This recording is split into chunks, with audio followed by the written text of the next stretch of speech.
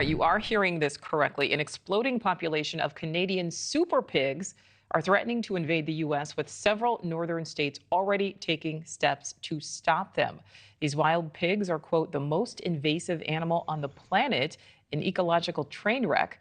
They're called super pigs because they are crossbreeding with wild boars. It's a problem Canada has dealt with since the 1980s, and they bring a number of threats, including eating all sorts of crops and wildlife, tearing up land, spreading disease, and reproducing extremely quickly. In the U.S., wild pigs already cause more than $2 billion of damage to crops each and every year. So now we bring in Michael Marlow, USDA Assistant Program Manager. Michael, thank you so much for being with us. What makes these pigs so dangerous? How are they different from other wild hogs? Well, calling them super is a little bit, I guess, of an exaggeration. Pigs are certainly a formidable species.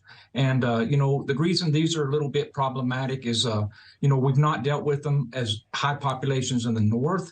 They are hybridized with domestic pigs. And so, you've got high population growth. You've got, just a rapid amount of incursion into areas that they haven't been before. But, we're certainly prepared. We have an infrastructure in the north, an operational program that's dealing with smaller populations of feral swine. And we've actually been successful in a number of states in eradicating those swine. So, Michael, talk to us about that. How are they best managed? And why is total eradication close to impossible? Well, when we talk about total eradication, in the southeastern United States, it is certainly something that's a bit ambitious. Now in the north, because of the smaller populations, we can talk eradication. And so, the best way to deal with them is first responding to them early. Canada's developing quite a population, and we're certainly aware of that. We're starting to collaborate with Canada, but the time to react is when the populations are first being noticed. And we've done that in the north. Dealing with these at an early stage is most beneficial for, when we talk about eradication. All right, so talking about dealing with them at an early stage, which certainly makes sense, Michael, which states right now are the most at risk, and how seriously should officials in those states be taking this threat?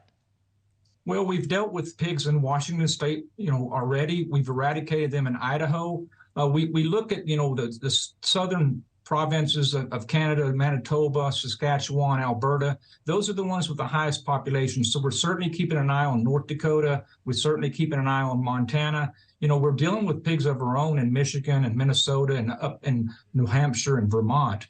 But we're certainly collaborating with those states and provinces to, have an early response, because that is key. And we have the infrastructure in place, aerial resources, we'll do disease surveillance, but we certainly want to stay in contact with our, neighbors to the north, and our state directors and our programmatic, personnel in northern states are certainly prepared to respond to this. And before we let you go, Michael, just really quickly, there are some of those states that are seeing success, that are having success at controlling this super pig population. What are they doing right? Well, first off, they're working, with others. We're a collaborative program, working with state government, state wildlife, communication, putting out outreach materials, making public aware, and early response is key. We need these to be reported to us so we can respond. But those states that are, working towards, making an awareness known of these presence and the potential problems of these pigs cause is going to be key to the success of eliminating them. All right, Michael Marlow from the USDA, helping to fight back against the super pig. Thank you for giving us some of your time. Thank you for watching. Go to newsnationnow.com to find News Nation on your television provider. And don't forget to click the red subscribe button below to get more of News Nation's fact-driven, unbiased coverage.